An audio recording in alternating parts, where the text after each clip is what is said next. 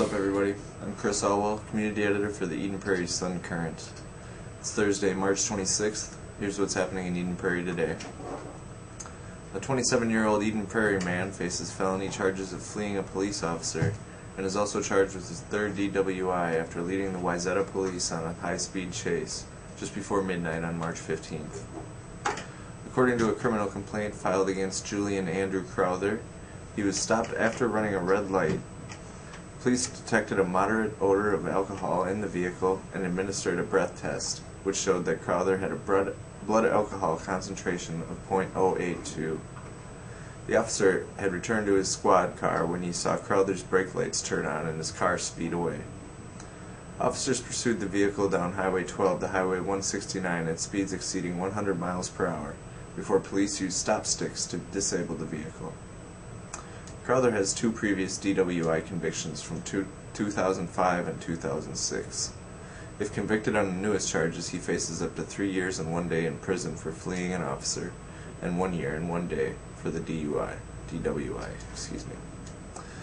That's just one of the stories in this week's Sun Current. We'll check out the rest of the paper after a word from our sponsors and the Weather Underground forecast.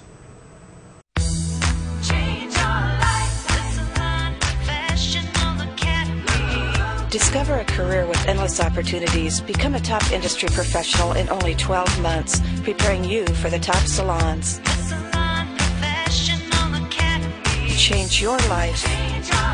Students and educators committed to excellence in cosmetology arts, the Salon Professional Academy.